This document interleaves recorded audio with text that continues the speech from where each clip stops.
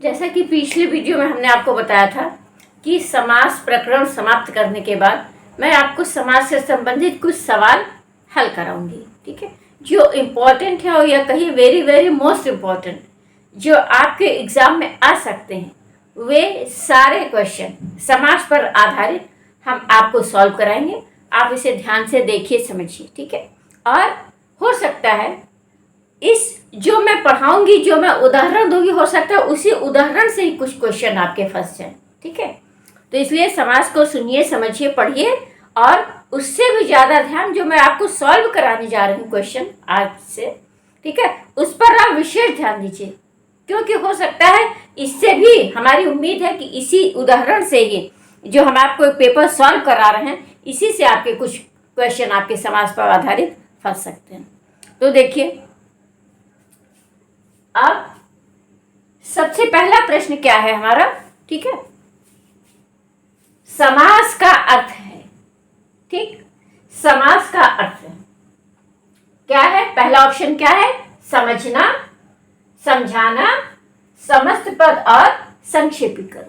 ठीक है, अच्छा, पहली चीज ये जानिए कि जैसे कोई भी क्वेश्चन आपसे पूछा जाता है तो उसके 4 ऑप्शन होते हैं, दिए जाते हैं।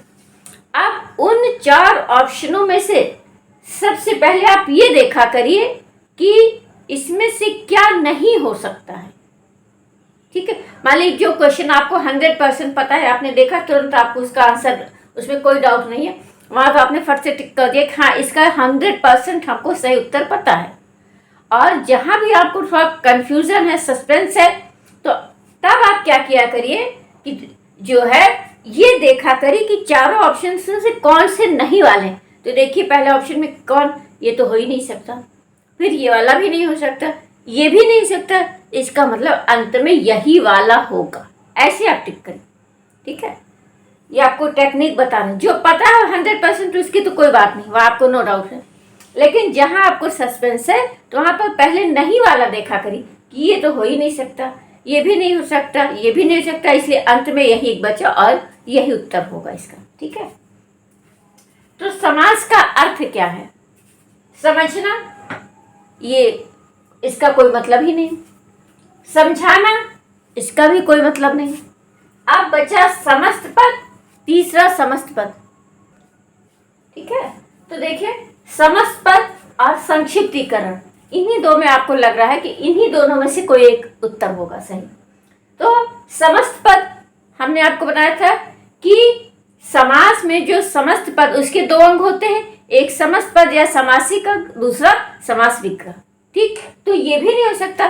क्यों? क्योंकि समस्त पद हमारा जो बनता है वो कहलाता है, जैसे कि हमने कहा जितान इंद्रियान येन सर, तो विग्रह हो गया। और जो बनता है क्या पद बनता है, वो हमारा समस्त पद कहलाता है, जैसे जितेंद्रिय है। ठीक है, तो समस्त पद वो होता है जो हमारे स्थिति बनती है। ठीक है, जैसे राज्ञः पुरुषः बराबर राजपुरुषः, तो वो समस्त पद है, इसलिए ये भी नहीं हो सकता। और अंतिम ऑप्शन क्या बचा आपके पास? संक्षिप्तीकरण। ठीक, तो हमने आपको पहले ही बताया था कि समास का शाब्दिक अर्थ है संक्षेपीकरण। ठीक है, समास को ही उस अन्य शब्दों में संक्षेपीकरण भी कहा जाता है। ठीक है, किसी चीज को कहते हैं कि इसको समास के रूप में ये समझना चाहिए, अर्थात उसको कहते हैं उसको संक्षिप्त रूप में ये समझना। तो समास का शाब्दिक अर्थ ही है संक्षेपीकरण, इसलिए ये आपका सही उत्तर है। ठीक, अब देखिए दूसरे क्वेश्चन पर बढ़ते हैं, इस पर टिक करिए। ठीक, अब समास में कम से कम होने चाहिए पदों की बात की जा रही कि समास में कम से कम कितने पद होने चाहिए। तो हमने आपको बताया था कि समास में कम से कम 2 पद होने चाहिए। समास में कम से कम 2 पदों का होना अनिवार्य है, कभी भी एक पद में समास नहीं हो सकता। ठीक, 2 होने चाहिए, 2 से अधिक हो सकते हैं, 3 हो सकते हैं, 4 हो सकते हैं, लेकिन 2 से कम नहीं होना चाहिए। तो समास में कम से कम कितने पद होने चाहिए? 2 पद। ठीक, अच्छा, एक पद हो नहीं सकता, एक वर्ण हो नहीं सकता, क्योंकि वर्ण और वर्ण का जो संबंध है वो संधियों से, याद रखिएगा। जहां भी वर्ण शब्द आ जाए, वर्ण आ जाए, तो वहां समझ जाइए संधियों की बात हो रही है, और जहां पद आ जाए तो आप समझ कि समास की बात है। तो एक पद हो नहीं सकता, ठीक, एक वर्ण हो नहीं सकता, दो वर्ण भी नहीं सकते, क्योंकि दो वर्ण हमें, ये संधियों की बात है। संधि में कम से कम दो वर्णों का होना अनिवार्य, लेकिन समास में कम से कम दो पदों का होना अनिवार्य, इसलिए यहाँ पे इसको आप टिक करिए। सही उत्तर क्या है आपका? दो पद। अब तीसरा उत्तर है, प्रश्न आपका, वृत्त के अर्थ का बोध कराने वाला वाक्य कहलाता है। ठीक, वृत्ति के अर्थ का बोध कराने वाला वाक्य कहलाता है। ठीक है, अब आपको पहले बता दें वृत्ति क्या होती है। ठीक है, तो जो सूत्रकार होते हैं सूत्र लिखते हैं। अच्छा, सूत्र बहुत ही संक्षिप्त होता है, आप लक्ष्य सिद्धांत कौमुदी उठा लीजिए, तो सूत्र तो एक लाइन का होता है, मुश्किल से 2 या 3 पदों का होता है। ठीक, तो सूत्र में चूंकि पूरी बात सूत्रकार नहीं कह पाता है, तो इसलिए सूत्र के अर्थ का और जो डिटेल होता है, सूत्र की जो व्याख्या होती है, उसके लिए वो वृत्ति का प्रयोग करता है। लक्ष्य सिद्धांत कौमुदी वगैरह आप उठा लीजिए, तो पहले आप देखेंगे, पहले आप सूत्र लिखा होता है, उसके बाद सूत्र को और अधिक स्पष्ट करने के लिए या उसके जो अपवाद वगैरह है उसको बताने के लिए वृत्ति का प्रयोग करें, तो उसको हम वृत्ति कहते हैं। ठीक है, और यहाँ पर क्या है, समास के संदर्भ में क्या मतलब है, तो वृत्ति के अर्थ का जो बोध कराता है, ठीक है, उसको हम क्या कहते हैं? विग्रह कहते हैं। क्या कहते हैं? विग्रह कहते हैं। ठीक, वृत्त्यार्थरोधकम वाक्यम विग्रह, वृत्त के अर्थ का बोध कराने वाला जो वाक्य होता है उसको विग्रह। विग्रह माने समास को जब तोड़ते हैं। ठीक है, ठीक, जैसे कि हमने बताया राजपुरुष, ये समस्त पद है और इसका विग्रह क्या है? राज्ञ पुरुष, तो समस्त पद है राजपुरुष, तो राजपुरुष का अर्थ बताने वाला जो पद है उसी को विग्रह कहा जाएगा समास की भाषा में, चलती फिरती भाषा। तो वृत्त के अर्थ का बोध कराने वाला जो वाक्य है वो क्या कहलाता है? विग्रह कहलाता है। ठीक, समस्त पद हो नहीं सकता, क्योंकि समस्त पद और जो है समास विग्रह, ये दो अंग होते हैं समास के। सामासिक पद, समस्त पद को ही सामासिक पद भी कहते हैं, इसलिए दोनों ही चीजें एक ही है। ये भी गलत ऑप्शन है, ये भी गलत ऑप्शन है, और समास का कोई मतलब ही नहीं, क्योंकि ठीक है, तो अंत में क्या बचा? विग्रह। और ये उत्तर सही भी, इसका पूर्ण उत्तर है कि वृत्त के अर्थ का बोध कराने वाला जो वाक्य होता है वो हमेशा विग्रह कहलाता है। अगले प्रश्न पर आइए, समास में प्रकृति प्रत्यय है। ठीक, अब समास में प्रकृति, प्रकृति का मतलब यहाँ नेचर से नहीं है, प्रकृति का मतलब धातु से होता है। जब भी समास, जब भी व्याकरण में कहीं भी प्रकृति शब्द आ जाए कि इसमें प्रकृति प्रत्यय बताइए, तो आप समझ जाइए कि प्रकृति का मतलब यहाँ पर धातु हो। ठीक है, धातु से मतलब होता है समास में, अरे सॉरी, व्याकरण में प्रकृति शब्द का अर्थ धातु से लिया जाता है। ठीक है, तो अब आप समझ जाइए कि समास में क्या पूछा है? धातु और प्रत्यय पूछा था। समास शब्द में कौन सी धातु है और कौन सा प्रत्यय लगा। ठीक, तो अब आस धातु घय प्रत्यय। अब आस धातु, आस माने बैठना होता है, बैठने के लिए आस धातु का प्रयोग किया जाता है, तो यहाँ पर आस का कोई मतलब नहीं है, बैठने की कोई बात ही नहीं है, इसलिए गलत ऑप्शन है। आस धातु घय प्रत्यय। ठीक है, अच्छा, अब अस धातु है। ठीक है, समास में हमने सबसे पहले आपको बताया, समास शब्द की व्युत्पत्ति बताई कि सम उपसर्ग अस धातु और घय प्रत्यय से लगाकर क्या बना है? हमारा समास पद बना है। ठीक है, तो अस धातु और घय प्रत्यय ये आपका सही उत्तर है। ठीक, क्री धातु हो नहीं सकता। ठीक, क्योंकि क्री करो चलता, करो कुर्ता करो, यहाँ पर ऐसा कोई शब्द नहीं है क्री का। और अक्ता प्रत्यय भूतकालिक प्रत्यय होता है, इसमें ऐसा कोई पद, और इसमें क्या है? सम उपसर्ग घय प्रत्यय, तो प्रत्यय तो सही है, लेकिन सम उपसर्ग, और यहाँ पर पूछ रहा है क्या? प्रकृति माने धातु पूछ रहा है, इसलिए उपसर्ग का कोई मतलब ही नहीं। ठीक है, तो इस प्रकार से ये 4 क्वेश्चन हो गए। ठीक, अब देखिए 5वां प्रश्न। देखिए, फिर अगला प्रश्न देखिए। ठीक, समास का सूत्र है। ठीक है, क्या है? समर्थानाम पद विधि। ठीक, समस्तम समासः, समस्त पद या सामासिक पद समास का सूत्र है। ठीक, याद करिए कि जब हमने समास शुरू किया था तभी समास का सूत्र बताया था। क्या बताया था कि समास का सूत्र क्या है? समसनम समासः, अर्थात सम असनम, भली प्रकार से रखना ही समास है। ठीक, तो समसनम समासः ही समास का सूत्र है। ठीक, देखिए तो समर्थानाम पद विधि। ठीक, यहां पर इससे कोई संबंध, इसका समर्थानाम पद विधि का मतलब है कि हमेशा समर्थ पदों में ही समास होता है।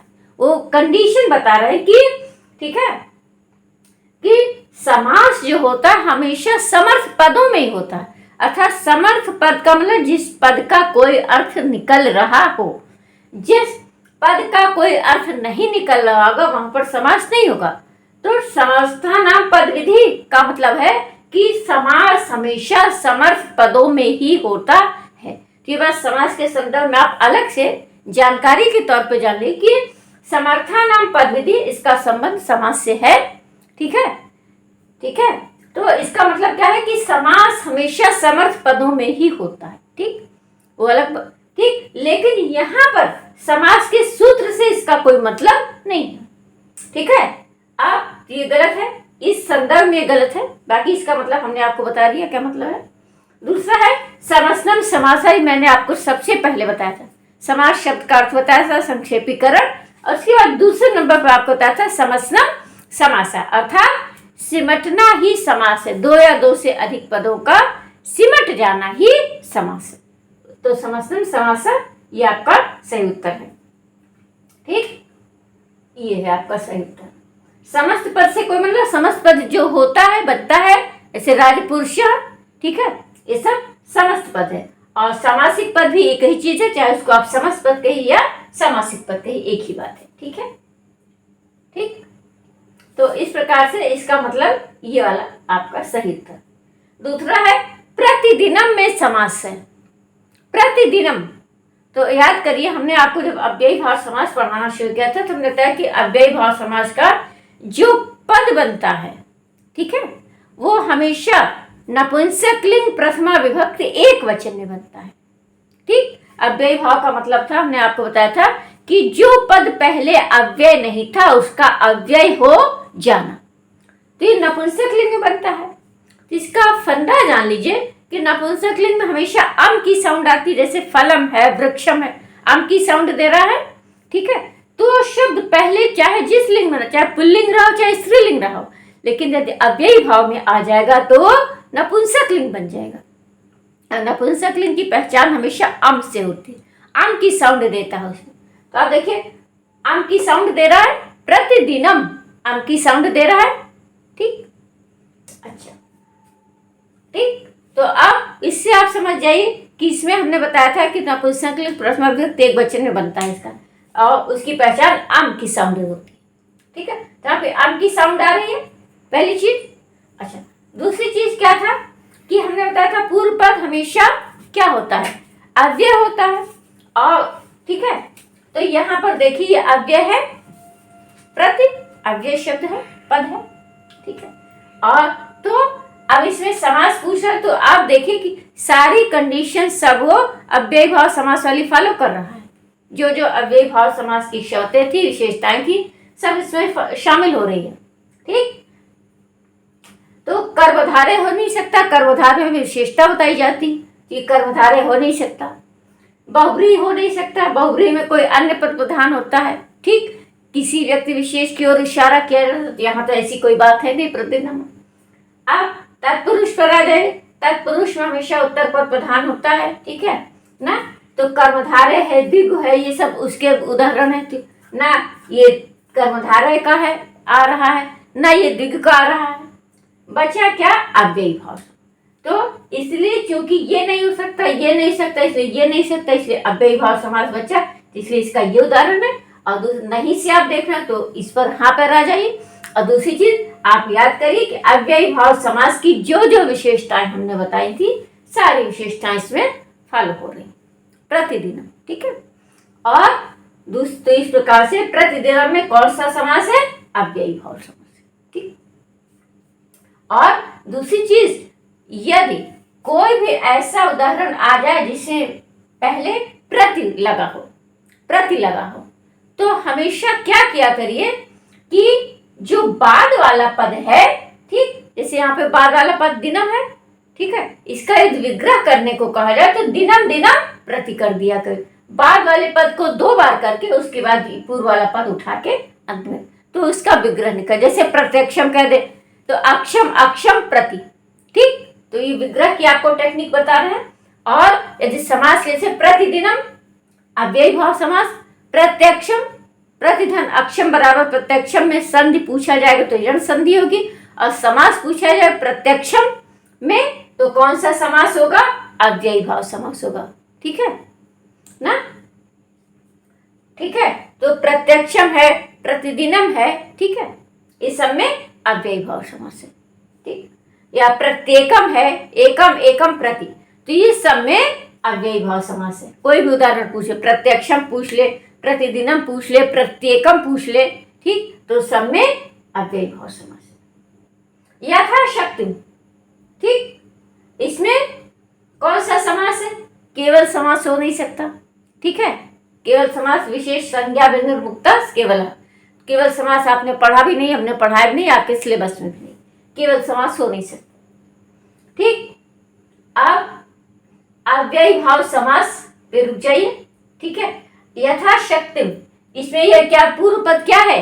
अव्यय है। यथा का अव्यय रूप चलता है क्या? यथा यथ हो जाता, ऐसा कहीं रूप चलता है क्या? नहीं चलता। तो ये पूर्व पद अव्यय है, ठीक। तो इससे जान लीजिए कि यहाँ पर पूर्व पद आपका अव्यय है, अव्ययी भाव समास की कुछ विशेषताएं से फाल, इसलिए यहीं पर रुक जाइए, आगे मत बढ़िए, ठीक। दूसरी चीज, ये नपुंसक लिंग की साउंड दे रहा है, शक्तिम, हमने आपको बताया जहां भी नपुंसक लिंग की आपको साउंड मिले, जहां भी आपको पूर्व पद अव्यय मिले या उपसर्ग मिल जाए कहीं, ठीक है, और अन की साउंड दे रहा हो, तुरंत आप अव्ययी भाव समास पर रुक जाइए, वहीं पर टिक जाइए कि अव्ययी भाव समास की सारी विशेषताएं यहाँ पर लागू हो रही, ठीक है।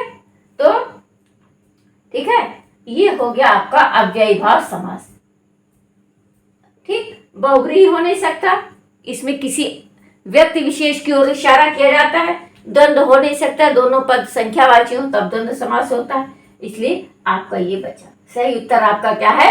अव्ययी भाव समास, ठीक।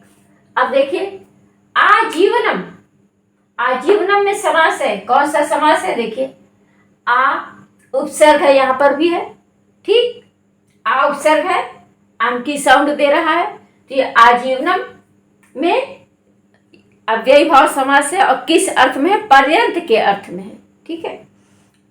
हमने आपको बताया था कि अव्ययी भाव समास का प्रयोग 16 अर्थों में किया जाता है। तो यहाँ पर जो आ है, आ माने तक, किस, आजीवन माने जीवन पर्यंत, तो यहाँ पर आ उपसर्ग है, इसका प्रयोग पर्यंत अर्थ में किया।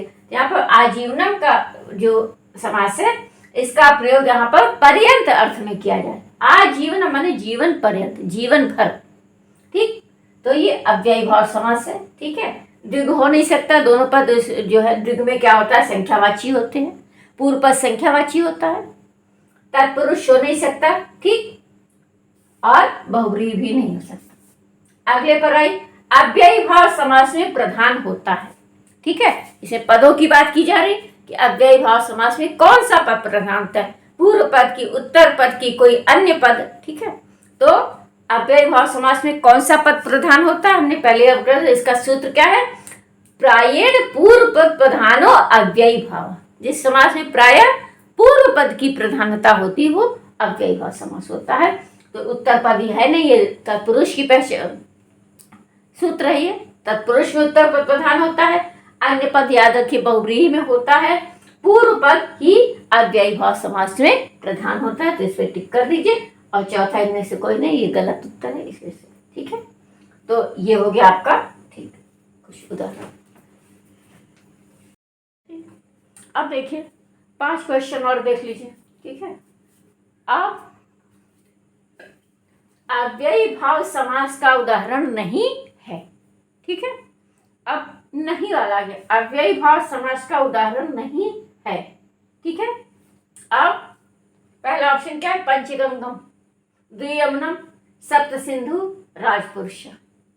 तो अब नहीं है पूछ रहा है, अव्ययी भाव समास का उदाहरण नहीं है, अर्थात कौन कौन सा अव्ययी भाव समास का उदाहरण है ये देखिए। तो जो समास अव्ययी भाव समास का उदाहरण है वो तो हो ही नहीं सकता, जो नहीं पूछा जा रहा, तो जो नहीं है उसी पे आपको टिक करना है। तो अब पंचगंगम, ये देखिए अव्ययी भाव समास का उदाहरण है। ठीक, हाँ है। कैसे है? क्या आपको तो लग रहा है कि पंच शब्द ये क्या है? संख्यावाची है, द्विगु में जाएगा? ऐसा नहीं है, क्योंकि हमने आपको बताया था, याद करिए, कि जब संख्यात्मक पदों का, ठीक, संज्ञा पद से समास होता है, ठीक है, और वो संज्ञा पद नदी आदि का वाचक हो। सूत्र क्या बताया था? नदीभिश्च। ठीक है, तो बताया था कि जब संख्यावाची पदों का नदी पद के साथ समास, किसी भी नदी का नाम ले, ठीक है, तो वहां पर द्विगु समास नहीं बल्कि कौन सा समास हो जाता है? अव्ययी भाव समास। तो पंचगंगम, ठीक, पंच संख्यावाची भले है लेकिन क्या है? गंगा नदी का नाम है। ठीक है, और गंगम बन गया, गंगा भले स्त्रीलिंग है लेकिन यहाँ पर आकर ये नपुंसक लिंग प्रथमा विभक्ति एक वचन गंगम बन गया। ठीक है, ये अव्ययी भाव समास का उदाहरण है। द्वियमनम, यहाँ भी यही बात आ रही है, यहाँ भी संख्यावाची है लेकिन ये नदियों का वाचक है, इसलिए ये भी अव्ययी भाव का उदाहरण। सप्त सिंधु, ये भी पूर्व पद संख्यावाची नदी का पद का वाचक है, नदियों का स्वामी ही है सिंधु। ठीक, तो ये भी है। तो ये तीनों ही अव्ययी भाव समास के उदाहरण है। अब इसमें बचा क्या? राजपुरुष, ये अव्ययी भाव समास का उदाहरण नहीं है। ठीक, राजपुरुष माने राजा का पुरुष, ये आपका तत्पुरुष का उदाहरण है, तत्पुरुष में जाएगा। राज्ञ पुरुष इति राजपुरुष, ये षष्ठी तत्पुरुष में जाएगा। ठीक है, अगले पर आइए। समस्त पद सदैव नपुंसक लिंग प्रथमा विभक्ति एक वचन में बनता है। ठीक है, समस्त पद सदैव नपुंसक लिंग प्रथमा विभक्ति एक वचन में बनता है। कौन सा ऐसा समास है? ठीक, तो देखिए तत्पुरुष, तत्पुरुष में ऐसा होता नहीं। अभी देखिए राजपुरुष ये बना, ये नपुंसक लिंग नहीं है, तो यहीं से आप उठा लीजिए इसको कि ये तो हो ही नहीं सकता। ठीक, अब बहुव्रीहि, ठीक है, बहुव्रीहि समास में हमने अब आपको बताया था कि विशेषताएं बताई, किसी व्यक्ति विशेष की विशेषताओं की ओर इशारा किया जाता है। और व्यक्ति विशेष है, व्यक्ति है तो हमेशा पुल्लिंग में ही होगा, मानी सी बात है, तो बहुव्रीहि भी नहीं हो सकता। ठीक, पीताम्बर हमने बताया था, बहुव्रीहि आदि का उदाहरण रहता था। ठीक, जितेंद्रिय, ठीक है, ये सब बताया था, तो बहुव्रीहि भी नहीं हो सकता। द्वंद में दोनों पर संख्यावाची, इसलिए द्वंद भी नहीं हो सकता। बचा क्या आपके पास? अव्ययी भाव समास, तो इसलिए चूंकि तीनों हो ही नहीं सकते, इसलिए आप गेस लगाना चाहे तो गेस के आधार पर भी अव्ययी भाव समास होगा। और यदि आपको पता है तो आपको पूरी विशेषताएं भी इसकी पता है कि अव्ययी भाव समास का जो समस्त पद बनता है सदैव नपुंसक लिंग प्रथमा विभक्ति एक वचन में बनता है। हमने इसकी विशेषताएं आपको बताई थी। ठीक, तो इसलिए अव्ययी भाव समास जो है यहाँ पर, ये आपका सही उदाहरण है, इस पर टिक कर लीजिए आप लोग। ठीक, ये अव्ययी भाव समास, ये टिक करिए इस पर। ठीक है, और देखिए अव्ययी भाव समास, ये सही उदाहरण है। ठीक, इसमें राजपुरुष घा वाला सही उदाहरण था। ठीक है, अब पंचगवम, ठीक, याद रखिएगा, पंचगवम और पंचगंगम में बड़ा कंफ्यूजन होता है। बच्चे जल्दी से ध्यान देते, जल्दबाजी के चक्कर में, एग्जामिनेशन प्रेशर के चक्कर में ठीक से पेपर को पढ़ते नहीं है और गलत कर दे, आता हुआ क्वेश्चन वो गलत कर देते हैं, ध्यान से पढ़ते नहीं। इसमें देखिए क्या लिखा है? पंचगवम लिखा है। अब कोई इसको पंचगंगम समझ के अव्ययी भाव में चला जाता है। ठीक है, तो पंचगवम, ठीक है, तो आप यहाँ पे कर पंचगवम माने पांच गायों का समूह, पंचा नाम गवा नाम समाहार इति पंचगवम। ठीक, तो ये यहाँ पे संख्यावाची है। ठीक है, तो अव्ययी भाव समास हो नहीं सकता, उसमें पूर्व पद संख्यावाची नहीं होता। ये द्विग हो सकता है क्योंकि इसमें पूर्व पद संख्यावाची है, इसलिए यहीं पर रुक जाइए। ठीक है, और ऐसे भी चेक कर लीजिए, कर्मधारय हो नहीं सकता, कर्मधारय में विशेषताएं बताई जाती हैं, ठीक, वस्तु की। और बहुव्रीहि नहीं सकता, बहुव्रीहि में किसी व्यक्ति विशेष की विशेषताएं बताई जाती हैं, इसलिए अव्ययी भाव नहीं हो सकता, कर्मधारय नहीं सकता, बहुव्रीहि नहीं सकता, इसलिए ये द्विगु समास का उदाहरण।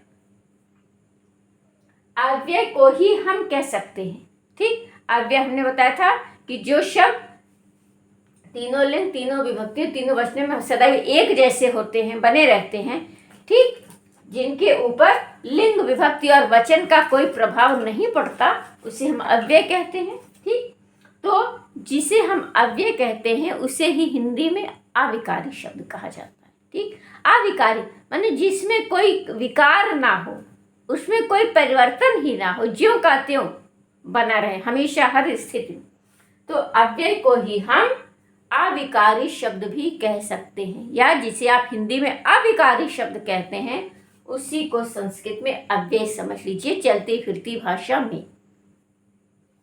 अब तो इसमें क्या हो गया, इसका सही उत्तर क्या हो गया आपका, अविकारी शब्द, गा वाला उत्तर सही हो गया। अब उपगंगम में समास है, उपगंगम।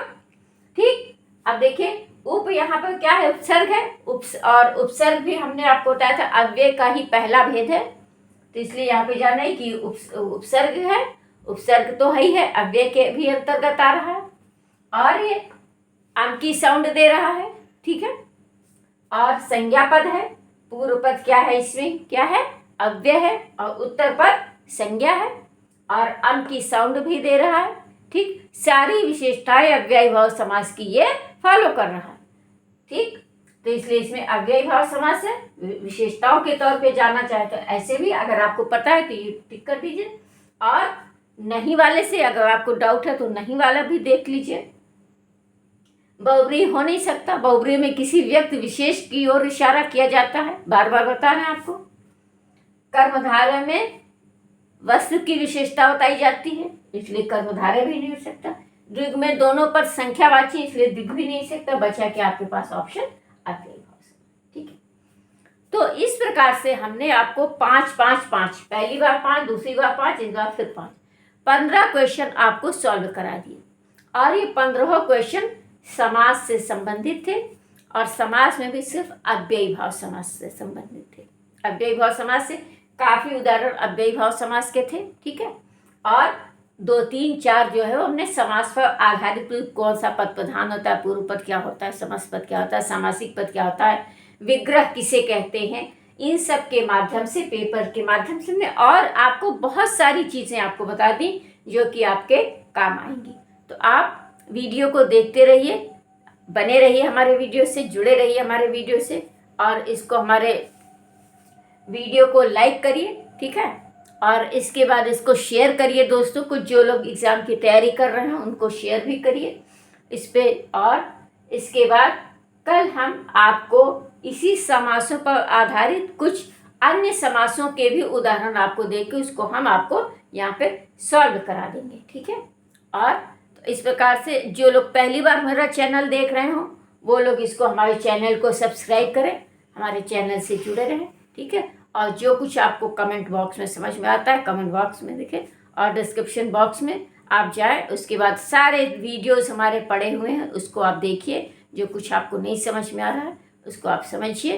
ठीक, उसको नोट्स बनाइए, और बहुत ही जल्द हम आपको अपना मॉडल पेपर और अपनी बुक डाल देंगे, तो आप उससे जहाँ भी जो चीज़ आपको दिक्कत हो रही, समझ में आ रही हो, या जैसे हम बताते हैं, तो मान लीजिए हमने थोड़ी देर बताया, आपने सुना, आपको बाद पढ़ते समय कहीं कोई समस्या आ गई, तो इसके लिए हमारी जो बुक है, हमारे जो नोट्स हैं, वो हम आपको डाल देंगे, और उसके बाद हम उसकी सूचना आपको अपने वीडियो में देंगे। ठीक है, तो आप निराश मत होइएगा, परेशान मत होइएगा, घबराइएगा नहीं, हम आपकी पूरी तरीके से आपकी मदद करेंगे, हम पूरी तरीके से आपको परीक्षा में सफलता दिलवाने का पूरा प्रयास करेंगे। हमारा पूरा प्रयास, हम लगे हुए हैं उसी लिए कि जो जो लोग हमारे चैनल से जुड़े हों उनको निराशा का मुंह न देखना पड़े, और अवश्य ही वो सफल हो जाए, हमारी पूरी कोशिश है। ठीक है, तो अब आज हम अपने इस वीडियो को यहीं पर समाप्त करते हैं। जय हिंद, जय भारत।